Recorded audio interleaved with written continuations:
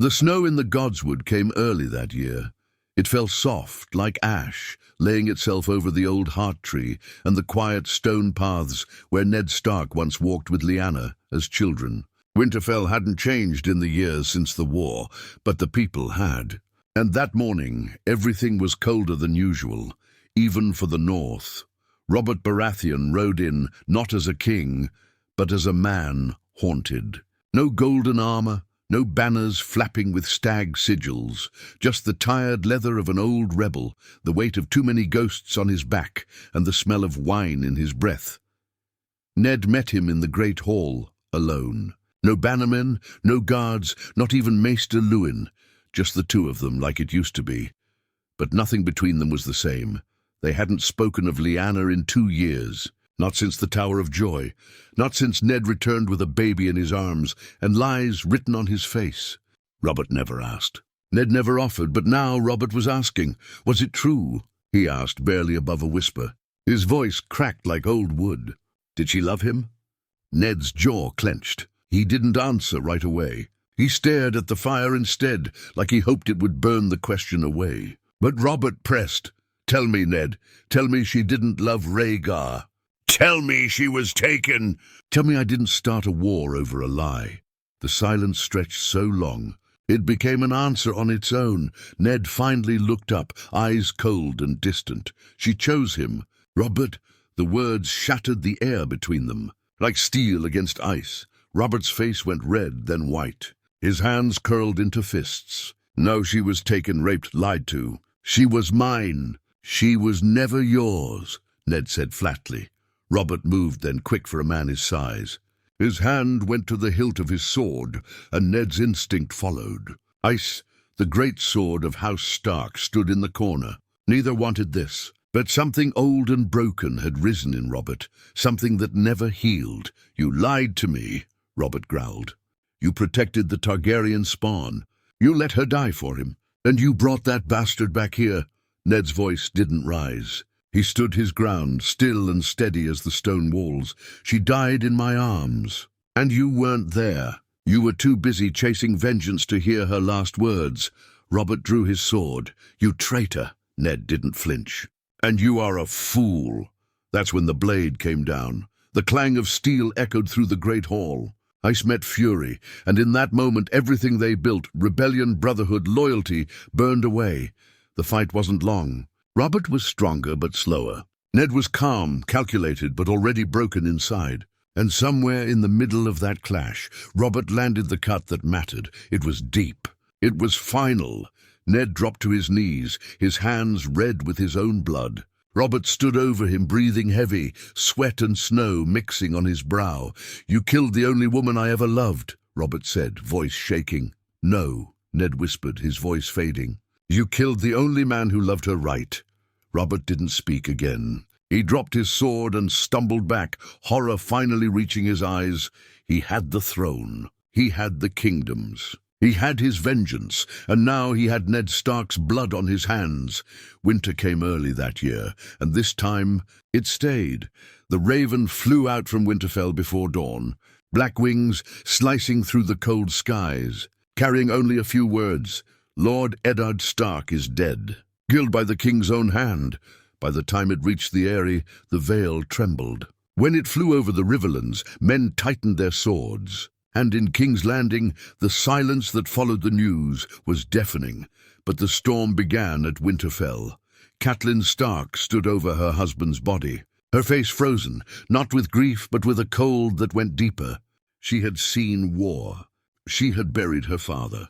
She had carried the burdens of House Tully and Stark alike, but nothing prepared her for this. The body of Ned Stark lay on a stone slab, still, pale and stiff. The sword wound across his chest had been cleaned, but it didn't matter. No maester could fix what was broken now. No prayer could undo what Robert Baratheon had done.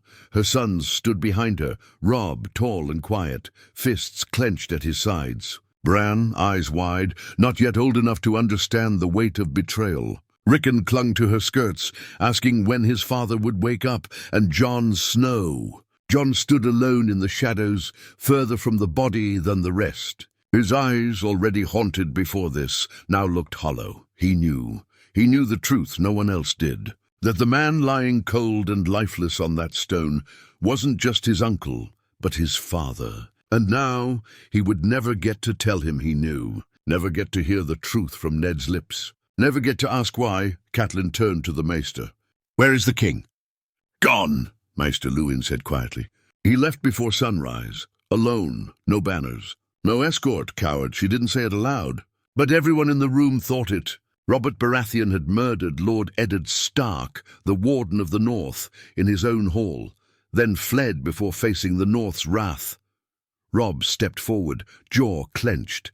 "We call the banners." Catelyn looked at him. "And start a war?" "We're already at war. The king killed a Stark in Winterfell. That is war, mother." "But Robert was his friend," Bran said, his voice trembling. "No," Jon said quietly. "He was never his friend. He was a man who wanted a lie more than he wanted the truth." Robb turned toward Jon, his eyes sharp. "You speak boldly for a Snow." Jon didn't flinch. "Because I knew him. More than you did. He died protecting someone else's honor. Just like always." Catelyn shot Jon a look cold and hard. She never liked the bastard boy, but in that moment she could almost hate him. Not because he was wrong, but because he might be right. The next days passed in a fog. The ravens flew. The bannermen came. The crypts opened for the newest Stark, but the North had already changed. Men whispered about the king's madness, about the rage in Robert's eyes, about how he killed the man who won him a kingdom over a woman long dead, and Lyanna's name came back like a ghost. Old Nan spoke it in the kitchens. The stable boys whispered it in the yard. The younger servants swore they'd seen her statue in the crypts, and heard weeping near it that night. The North remembered, and the South would come to fear that memory. Far away, in Dragonstone, a boy with silver hair and purple eyes trained with a sword, unaware that the man who died in the North had kept him safe his entire life. In Dawn, a prince received the raven and did not mourn. Instead, he smiled bitterly, knowing justice had a strange way of arriving. But at Winterfell, the grief was not silent. Robb walked the halls like a man twice his age. The lords who came to pay respects now stayed for war councils. Catelyn watched her son grow into something colder, sharper. He would never be just her son again. He would be the Stark in Winterfell. And Jon found himself in front of Lyanna's statue one night. The crypts were silent but not empty. "I know now," he whispered. "And I think you'd hate what it cost." He looked at her face, carved in stone, her beauty frozen forever. She looked peaceful, too peaceful. "You died for love," he said. "He died for duty. And now I don't know what I'm supposed to live for." He didn't expect an answer. But when the wind passed through the crypt, it sounded like a sigh, up above. Winterfell burned its torches brighter that night, because winter had come. But something else was coming, too, something darker, and the North would answer it, not with peace, but with vengeance. King's Landing had never known silence, even in the dead of night. The city buzzed, with whores laughing near the Street of Silk, with drunken guards cursing in Flea Bottom, with the distant creak of ships on the Blackwater. But on the day Robert Baratheon returned from the North, silence clung to the Red Keep like a noose. He arrived without fanfare. No horns, no banners, not even Sir Barristan at his side. Just one tired horse and a king who looked nothing like one. His beard was longer, tangled with grey. His armor was stained with old blood, some of it his own, some of it not. He hadn't spoken a word since the gates opened. Inside the throne room, Cersei waited like a coiled lioness. She sat on the edge of the Iron Throne's steps, drinking wine as if it were blood. The council stood nearby, Varys pretending to look bored, Littlefinger pretending to care, and Renly trying not to show that he was scared of his own brother. Robert stepped in. He didn't stop walking until he stood beneath the throne he never truly wanted. "Where is Ned Stark?" Cersei asked, her voice sharp. Everyone already knew the answer, but she wanted to hear him say it. Robert didn't look at her. "He's dead." Murmurs spread like rats in the walls. Even Littlefinger blinked, as if surprised Robert had the balls to admit it aloud. Cersei stood slowly, How? Robert lifted his eyes for the first time. I killed him, no excuse. No lies, just those 3 words, heavy as a mountain. Varys coughed softly. A confrontation, Your Grace? Robert turned toward the spider. A reckoning. Renly, ever the cautious younger brother, stepped forward. Why, Robert? Why would you kill him? Ned Stark was too honorable, Robert spat. Too stubborn. Too honest. He told me the truth when I begged him not to. Littlefinger smiled like he was watching a play. What truth could cost a man like Ned Stark his life? He mused. Robert's eyes narrowed. That Lyanna loved Rhaegar. Gasps. Cersei said nothing, but the look in her eyes changed, just a flicker of something close to triumph. Not because she cared about Lyanna, but because she had always hated the ghost that lived in Robert's bed with her. I killed my brother, Robert muttered. Not by blood, but the only one who ever called me brother and meant it. Is this a confession or a surrender? Cersei asked, arms crossed. You murdered the Warden of the North. Do you expect his bannermen to kneel when word spreads? They'll march, Robert said. I would. And who will lead them? She sneered. That wolf pup. The bastard Snow? Robert didn't answer. He didn't have to. Cersei turned to the council. We must prepare the city. If the North rises, it won't rise alone. The Tullys, the Aryans, maybe even Dorne. We need to show strength. Varys nodded slowly. And what of the boy? The one Lord Stark brought back from Dorne? Robert froze. The child, he said, voice distant. He's the last reason Ned died. Cersei smiled, cold and deliberate. Then we should make sure he dies for it. Robert looked at her, and for once there was no lust, no hate, just emptiness. You want to kill a child for the sins of the dead? He's a Targaryen, Cersei said. Isn't that what you've always wanted?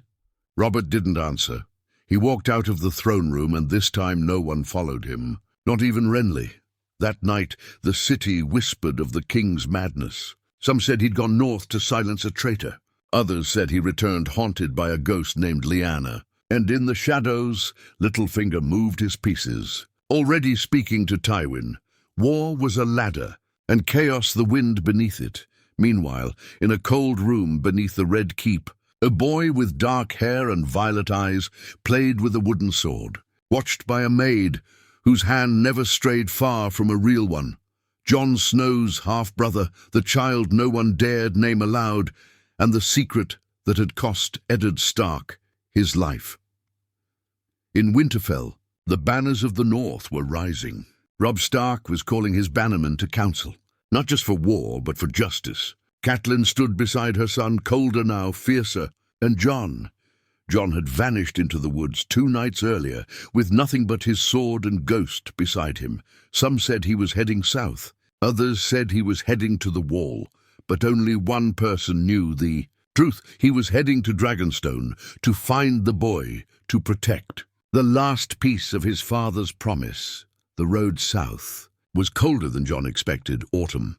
Leaves burned red and gold across the King's Road, but the wind bit like winter. He moved fast, cloaked in furs, hood drawn low, ghost padding silently beside him. No banners, no name, no purpose spoken aloud, but his heart beat with one word, over and over: protect. He had left Winterfell 2 nights after Ned's funeral, before Robb could stop him, or Catelyn, or Maester Luwin with his questions. He hadn't even told Sam or Benjen. There was no time, not when Robert Baratheon was mad enough to kill Ned Stark, and the boy Ned died to protect still lived. A boy, a Targaryen. His brother, Jon, hadn't known for certain until he found Ned's hidden letter, buried beneath the stone at the base of Lyanna's statue in the crypts, sealed in wax, marked with a dire wolf and the words, "To the one who must know when I cannot speak." Inside was a truth so heavy it bent Jon's spine. Rhaegar Targaryen and Lyanna Stark, not a kidnapping. A marriage, not a bastard. A prince, and Jon Snow, not just Ned Stark's nephew. Rhaegar's son. But Ned hadn't written the letter for Jon. Not really. It was for the boy, the one born at the Tower of Joy. The one Ned smuggled into Dorne, hiding him with loyal allies, waiting for the day he might be safe. That day never came, and now Jon was the last one who knew. He had to find the child, Had to get to Dragonstone before Robert or Cersei or whatever butcher they sent arrived. Before the boy's life ended like Jon's father's had, in silence and blood. But Jon wasn't alone on the road. On the third night they came. It started with Ghost growling. Low, soft, but sure. Jon rolled out of his bedroll, sword in hand, heart pounding. 4 riders. Black cloaks, no sigils, moving too quietly to be common thieves. Gold cloaks. No were Sir Lannister men. Jon hid behind the fallen log, heart racing. Ghost crouched beside him. He could hear the men talking in whispers. He's young, one said. Won't make it far. Still, if we don't bring back the Stark bastard's head, Queen's gonna be pissed. Jon's breath caught. They were hunting him, not for war. For silence, he waited, listened, moved like a shadow. When one of them came too close, Jon struck. The first man died without a sound. The second screamed, a short, sharp burst, before Ghost leapt at him, jaws crushing throat. The other 2 ran. Jon didn't chase. He couldn't afford to be seen. When it was done, he wiped Longclaw clean and stood over the bodies. His heart thundered. They would send more. He had to move faster. Far to the north, Winterfell had become something else. No longer a home, now a fortress. The great hall echoed with the sound of iron and leather. Lords from Bear Island, Deepwood Motte, White Harbour, all gathered around Robb Stark. The boy lord no longer looked like a boy. His eyes were tired, his jaw clenched, his voice steady as he read the Raven from King's Landing aloud. Let this not grow into war. Lord Stark defied his king.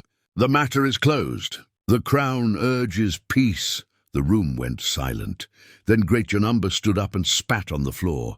Peace? After they murdered your father? What sort of peace starts with a knife in the back? Catelyn stood beside Robb. She didn't speak, but her presence alone was enough to keep the lords from exploding too quickly. Robb nodded once. We will march, but not for rebellion, for justice, murmurs of approval. Swords thudded against boots. And what of Jon Snow? Asked Lord Manderley. Gone, isn't he? Catelyn's voice sharp. He took a horse and left in the night. Stupid boy. But inside a part of her wondered. Maybe not stupid. Maybe Ned had told Jon something. Maybe that boy knew something none of them did. She didn't trust Jon Snow, but she had trusted Eddard Stark. And if Jon was chasing something, maybe it mattered. Back in King's Landing, Robert sat alone in the crypts beneath the Sept of Baelor. Drunk, slumped against a stone wall, a candle flickering near Lyanna's empty tomb. She died for love, he muttered. I killed for grief, and the realm burns for both. He looked at the bottle in his hand, thought of Ned, thought of the boy, thought of how many bodies would pile up before this was over. Cersei was already speaking with Tywin. The Lannisters were preparing. War was coming, whether Robert wanted it or not, and somewhere out there, Ned's bastard was riding hard toward a truth that could destroy them all. Robert dropped the bottle. I should have let her go, he whispered to the stone. But Lyanna said nothing. She never did. Dragonstone rose like a shadow. Out of the sea, jagged towers clawed at the sky. Blackstone twisted by fire and time, older than any book dared to say. The waves crashed against the cliffs, cold and wild, as if the gods themselves were warning Jon Snow to turn back. But he didn't. He stood on the shores, soaked to the bone from the rough crossing, Ghost at his side, watching the castle's gates as if they might open by will alone. They didn't.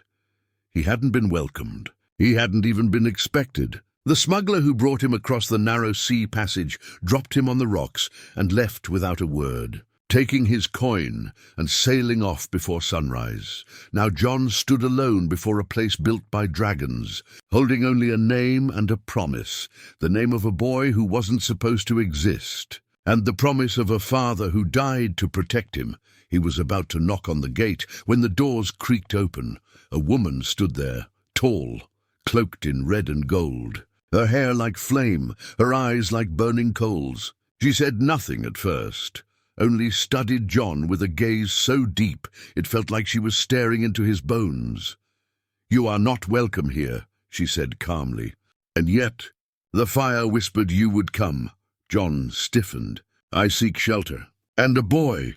One the Starks swore to protect, the woman tilted her head. Many boys hide in Dragonstone, but only one hides behind a lie strong enough to burn kings. Jon stepped forward, cautious. His name is Aemon. Her eyes narrowed. That is not his name. Jon hesitated. Who are you? I am Melisandre, the Red Priestess. The Hand of Fire. The voice of R'hllor. She studied him again, longer this time. Her lips parted slightly, and she whispered something in a language Jon didn't understand. Then slowly she stepped aside. You may enter. The boy waits. But fire has shown me things, Jon Snow, and not all of them are kind. The castle's halls were cold and dark. Old Targaryen banners still hung in some rooms. Faded red dragons on black cloth, moth-eaten and forgotten. The air smelled of ash and sea salt. Melisandre led him through the stone corridors without a word. Her feet made no sound, but Jon's boots echoed behind her like thunder. Ghost padded close, tense. Finally they reached a small chamber lit by a single hearth. And there, sitting by the fire with a wooden dragon in his hands, was a boy no older than 5, dark hair, pale skin, and violet eyes that shimmered like candlelight. Jon froze. The boy looked up. You're not one of the men who watches me, he said. Are you a knight? Jon swallowed hard. No, I'm Jon. The boy tilted his head. I'm Aemon. Jon knelt. That's a strong name. It was my uncle's, the boy said proudly. He was a maester. He lived at the wall. Jon stared at him, heart pounding. This was him. This was the reason his father had died. The child, hidden by the greatest lie in Westerosi history. The last blood of Rhaegar Targaryen and Lyanna Stark. My father said you would come, the boy added softly. Jon blinked. Your father? The boy nodded. The man who brought me here. He didn't say much, but he said if anything ever happened, you'd come find me. Jon's throat tightened. Ned had never left anything to chance. Even in death he had planned for this. But before he could respond, Melisandre spoke. He is more than a boy, she said. I've seen it. In the flames. His blood is fire and ice. His name will break the world. Jon stood slowly. He's just a child, Melisandre's voice was sharp. And yet his death could end a war.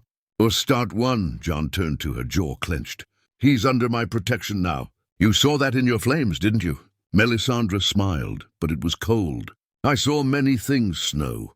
I saw you covered in black, buried in snow, pierced by betrayal. I saw a crown of ash, a throne of swords. And I saw you, not as you are now, but reborn in fire. Jon said nothing. He didn't trust her. He didn't understand her. But he didn't fear her either. He turned back to the boy. You're coming with me. Aemon hesitated. Where? Somewhere safe. The boy looked at the fire, then at Melisandre. She says nowhere is safe. Jon crouched to meet his eyes. Then we'll go where the world won't find you. And behind them, the flames crackled louder, twisting shadows across the walls. Melisandre stared into the fire, whispering words too old to be remembered. Her expression changed. Fear, just for a moment. She turned back to Jon. Winter is coming, she said. But what follows it is darker still. The wind howled like a dying beast as Jon Snow rode through the night. Behind him, Dragonstone shrank into mist, just another jagged shape swallowed by sea fog. Ahead, only darkness and the narrow path that twisted down from the cliffs. The boy rode in front of him, wrapped in Jon's cloak, arms clinging tightly around Ghost's fur as the direwolf trotted beside the horse. Jon didn't look back. He didn't have to. They were being followed. Melisandre had let them go. That much was clear, but Jon could feel it. The Red Woman wasn't done with the boy. Her words still echoed in his skull. His name will break the world. If she truly believed that, she wouldn't let him go without resistance. Fire always demands a sacrifice. The storm broke by the time they reached the tree line. Rain came in sheets, soaking the road and painting the forest black. Thunder rolled like war drums, and Ghost snarled once. A warning. Jon pulled the horse to a halt. There was a rustle, leaves shifting, steel glinting. Down! He barked. Aemon ducked just in time as the arrow missed his head by inches. Jon leapt from the saddle, drawing Longclaw in a heartbeat. 3 men emerged from the trees, cloaked in red. their faces shadowed but their intentions as clear as the moon behind them. "Give us the child," one said, voice flat. "He is marked by the Lord of Light." "I don't give children to gods," Jon snapped. "Then you'll feed him to the dirt." They moved fast. Jon moved faster. Longclaw danced in the dark, steel flashing silver with each swing. The first attacker lunged. Jon sidestepped, slicing clean across the man's gut. Blood sprayed into the rain. The second came from the side, blade aimed low. Ghost met him mid-air, jaws ripping through flesh like parchment. The third man hesitated. Jon didn't. His sword punched through the red cloak and into the man's chest. And then silence. Just the rain. Just the boy, still clutching the saddle, face pale but unshaken. "You killed them," Aemon whispered. Jon wiped the blade clean, breath heavy. "No, they killed themselves when they followed us." He checked the trees again. No more movement. But they wouldn't be the last. The Lannisters would come. The Red Priest would come. And others. Those who heard rumors, who whispered about a surviving Targaryen, who wanted to control or destroy him. Jon knew now there would be no peace. Not until the boy was truly hidden. Or the world burned trying to find him. They traveled west, avoiding main roads. Jon bought food in lonely villages, never giving names. He let the boy sleep in barns, in abandoned holds under stars, and every night Aemon would ask questions. "Was my father a good man?" "I never knew him," Jon would say. "Did he love my mother?" "Yes." "Am I going to be king?" Jon never answered that one. He didn't know how. Meanwhile, in King's Landing, Queen Cersei read the raven and smiled. The bastards fled Dragonstone. Took the boy with him. Tywin Lannister stood beside her, arms folded. He didn't return the smile. "And who allowed this?" "Melisandre," Cersei said.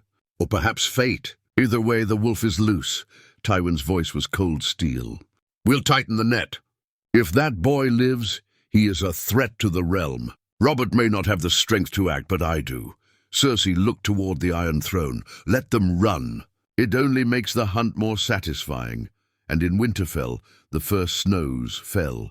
Robb Stark stood on the battlements, watching them drift down, silent and white. The North had not yet declared war, but every raven from the south came soaked in lies. His father murdered, his brother vanished. And now the crown sent emissaries demanding loyalty. He would give them none. Behind him, Catelyn approached, her cloak pulled tight. A rider came from White Harbor. They say Jon was seen traveling toward the Riverlands. "With a child," Robb turned. "Is it true?" Catelyn hesitated. "I don't know. But if it is, then he's protecting something your father died for." Robb looked back toward the falling snow. "Then we'll protect it, too."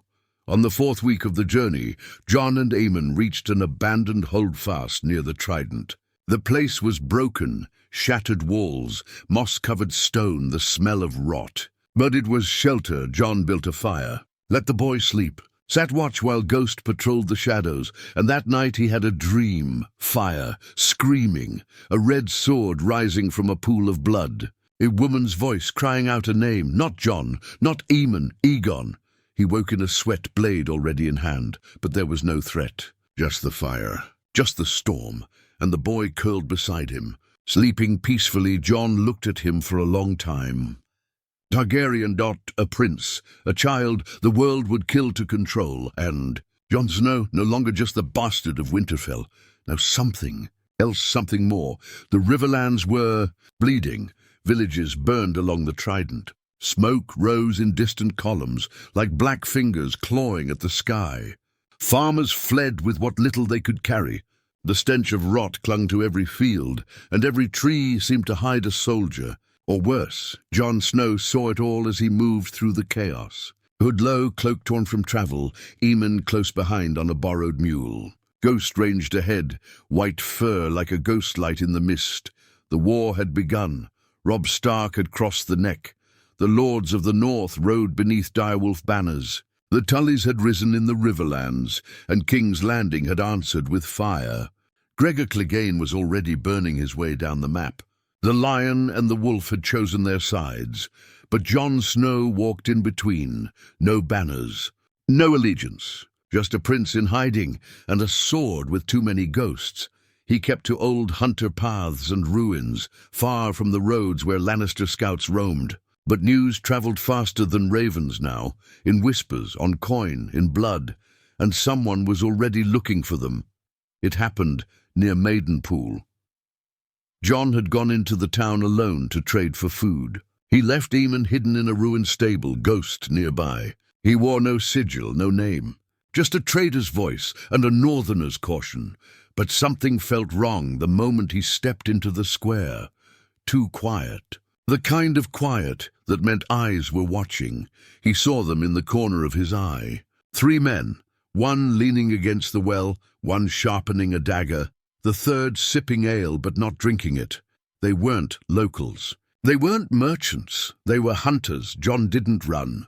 He walked past them like he hadn't noticed, ducking into a narrow alley, hand already tightening on the hilt of Longclaw. Then, Jon Snow. He turned fast. Blade half-drawn, then froze. The voice was familiar. The face was older, leaner, sharper than he remembered, but still the same beneath the travel dirt and half-smirk Arya. She stood there in rough leathers, short sword at her hip, dark hair wild, and eyes that hadn't been a child's for a long time. Jon blinked, unsure if he was dreaming. "Arya," she grinned. "You really thought you were the only Stark who could disappear?" Before Jon could answer, she grabbed his arm and pulled him into the alley. "No time! Lannister bounty hunters are in the square!" Words out. Northern bastard, dark hair, traveling with a boy, dangerous wolf. Sound familiar? Jon growled under his breath. "How do they know?" "Gold always talks," Arya said. "And someone's paying a lot for your head." They moved fast, back through the alley, toward the broken stable where Jon had left Aemon. Ghost met them halfway, blood on his muzzle. A warning, not a wound. They reached the stable just in time. 2 Lannister men were inside, blades drawn. Searching, Jon didn't wait. He struck like a storm, blade flashing, eyes locked. One man turned too slow, and Longclaw split him shoulder to chest. The other raised his sword, but Arya was faster, her blade slipping under his ribs before he could cry out. Aemon stood behind the hay pile, eyes wide but calm. "I didn't make a sound," he said quietly. Jon nodded, breathless. "Good boy." Arya looked at the child. "So, this is him," Jon hesitated. "You know, not everything," she said. "Just what I've pieced together. He's important. Enough to kill for. Enough to die for." Jon didn't reply. Arya stepped closer to the boy. "What's your name?" Aemon hesitated. "Jon says it's Aemon." Arya raised an eyebrow at Jon. "Clever. But it won't hold long," Jon nodded. "We need to disappear, south, maybe across the sea." Arya's face darkened. "You won't make it through the Vale. The Lannisters are watching every pass. And the Golden Company's been sniffing around the ports." Jon narrowed his eyes. "They're mercenaries." "Why would they?" "Because they once followed Targaryens," Arya said softly. "And someone might be calling them back." Jon stiffened. "Someone knows," he muttered. "The secret's slipping," Arya nodded. "And if it reaches King's Landing, Cersei will burn half the continent just to keep the lie alive." Jon looked at her. "Why are you here, Arya?" She shrugged. "Looking for someone. Found you instead. You always did find trouble," she smirked. "Takes one to know one." He looked back at Aemon.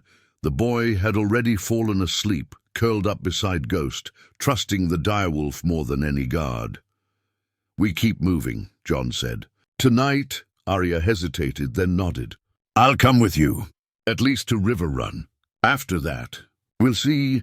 Jon looked at her, grateful and wary. "I'm not the same," she warned. "None of us are, I know. And outside, the riverlands burned, but within the flames, something else had begun to rise. A girl with a blade, a bastard with a burden, and a child whose name could break kingdoms. Riverrun stood like a fortress of old gods and old grudges, its red stone walls stained darker by the rain. The Tully banners flew high, a silver trout leaping against blood red, but below them, dire wolves snapped in the wind. The north had come. Jon Snow arrived at dusk, cloaked in mud and silence. Aemon rode in front of him, head down beneath a hood too large for his frame. Arya walked beside them, her sword hidden beneath a plain cloak. But her hand, never far from its hilt, guards at the gate raised weapons until they saw the wolf at Jon's side. "Let them through," one of them muttered, stepping aside with eyes wide. "That's Ghost." Word travelled fast through the camp. By the time they reached the inner yard, Robb Stark was already waiting, rain dripping off his armor, grey wind pacing at his heels. His hair was longer, his face harder, and his voice no longer carried the uncertainty of youth. "You came," Robb said. Jon dismounted, pulled Aemon gently from the saddle, and nodded. "I didn't have a choice." Robb stepped closer, eyes flicking to the boy. "Is it true?" Jon didn't answer. He just looked at his brother, his king now in the eyes of many, and handed him the letter. The one Ned had left behind. The one written in a hand that trembled even on paper. Robb read it in silence. The rain around them seemed to fall slower. He said nothing for a long time, then quietly, "Rhaegar and Lyanna married." "Yes," Jon said. "And this boy is their son." Arya watched her brother carefully. She had seen men break for less, but Robb only folded the letter, eyes burning, voice low. "They all lied," Jon nodded. "Robert, Cersei, even father." "Not father," Robb said sharply. "He lied to protect this boy." "To protect us." Catelyn appeared behind them, face pale, cloak soaked through. Her eyes went straight to Jon, and then to the boy. "He looks like him," she said coldly. "Like a Targaryen," Jon met her stare. "And he's all that's left of Lyanna." The silence was thick. Catelyn stepped forward. "What do you plan to do, Robb? Shelter a dragon under our roof? Invite fire into the north?" Robb didn't look at her. "He's not fire. He's blood." "Our blood," Catelyn's voice trembled. "And when word spreads? When the Lannisters hear? When the South learns of Targaryen lives?" "They already know," Arya said. "They've sent hunters. Jon killed 3 near Maidenpool." Catelyn's face hardened. "Then you've doomed us all." "No," Jon said, stepping between her and Aemon. "I've given you a chance to be better than them." She looked at him for a long moment, then turned and walked away without another word. That night, a war council was called in the Great Hall. The lords of the North and Riverlands gathered, their voices tense, their patience thin. But when Robb stood, silence fell. He held the letter in one hand, Aemon's hand in the other. "This boy," he said, "is Aegon Targaryen, son of Rhaegar and Lyanna Stark. He was born in secret to protect him from those who would kill him. And now, those same people rule from the Iron Throne." Gasps, murmurs. Even Lord Karstark, who had never trusted Jon, leaned forward with interest. "He is no pretender," Robb continued. "He is a prince born of love, not war. And my father, your warden, died to protect that truth." Lord Greatjon understood. "Then say it plain, lad. Are we backing the dragon?" Robb looked out across the hall. "No," he said. "We are backing the North. We are backing justice. We are backing the truth. And if the boy's claim becomes a blade to strike down the false kings in King's Landing, then yes, we back him too." No one cheered, but no one objected, and in silence, they understood the game had changed. Later, in a quiet chamber, Jon stood alone with Robb. "You're doing the right thing," Jon said. "I don't know what that is anymore," Robb admitted. "But I know Father would have done the same." Jon looked at him. "So what now?" Robb turned toward the map spread across the table. "We ride south. And Aemon—" "He stays," Robb said. "With you?" Jon frowned. "Me? You kept him alive when no one else could. He trusts you. And when the time comes, when the realm needs to hear the truth, it won't be from a king. It'll be from someone who never wanted to be one." Jon said nothing, but in that moment he knew the fight wasn't over. It was just beginning. Outside, Aemon sat near the battlements, staring up at the stars. Arya sat beside him, quiet for once. "Do you think I'll be king someday?" the boy asked. Arya smiled sadly. "I think you'll be whatever the world needs you to be." The boy thought for a moment. "I think I just want to be free." Arya nodded. "Then you're already better than most kings." And far below, in the dark corners of the realm, whispers were already beginning. "The dragon lives. The wolf protects him. And winter, is no longer the only thing coming.